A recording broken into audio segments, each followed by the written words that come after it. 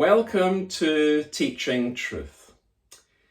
It was deeply moving as Her Majesty the Queen lay in state in Westminster Hall to observe the many thousands of members of the public from across all nations and all generations quietly, soberly and affectionately filing slowly past the catafalque.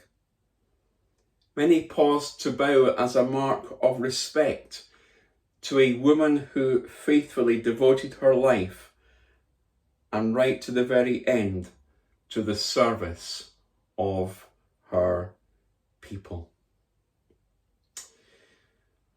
Were the Israelites to have had the opportunity, and they didn't, to have filed past the catafalque, to have filed past the coffin, as it were, of this great leader, Moses, many of them, I'm sure, would have done so quietly, soberly, and affectionately,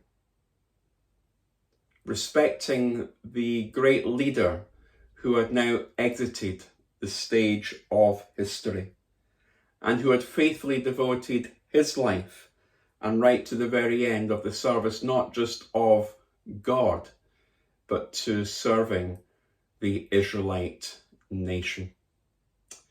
In our reflections this week, Moses and the burial, we're thinking of the death and the burial of Moses. And we want today very briefly just to consider the fact that in Moses' burial, he had a unique end. A unique end. Deuteronomy chapter 34, verse 5, we read these words. And Moses, the servant of the Lord, died there in Moab, as the Lord had said. Moses, the servant of the Lord, died in Moab, as the Lord had said. Moses had a unique end. And Moses had a unique end because Moses died under the direction of God. When God said it was time for Moses to leave the stage, leave the scene of history, when God uttered those words, as it were, Moses died. Just like Her Majesty the Queen, for all that we thought she was invincible and that she would go on forever, Her Majesty the Queen at 96 came to the end of her long natural life. And Moses, just a little bit older, at the age of 120, came to the end of his long natural life. Even Her Majesty, and even a great leader such as Moses, have to die.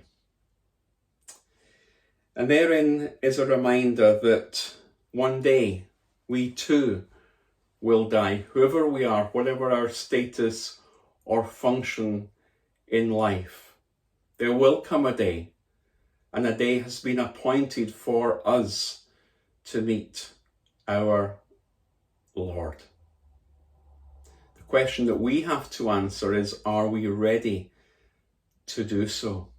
Moses, because he was that great leader, because he had served God faithfully, he knew that when he climbed Mount Nebo, that was it. He would not be coming down the mountain. He was, as it were, climbing in those final hours, in those final moments of his life. Moses died by the word of the Lord, or as some translations put it, the mouth of the Lord, or the kiss of God, or the tender touch of God. And in a sense, with tenderness, with gentleness, with quietness almost, God puts his faithful servant to sleep. There wasn't any fuss, It was, as it were, far from the public gaze, just like the Queen passing away far from the public gaze at Balmoral. Moses was on Mount Nebo,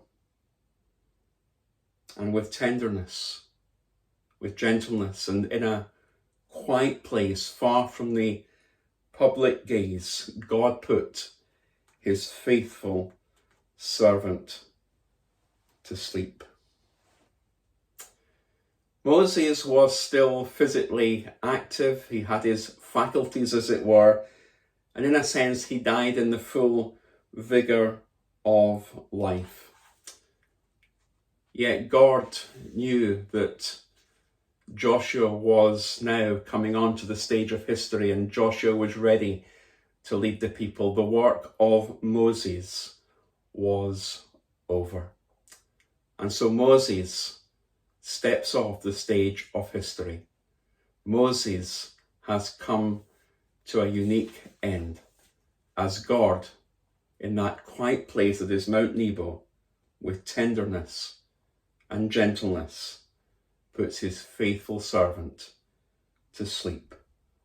Moses had a unique end.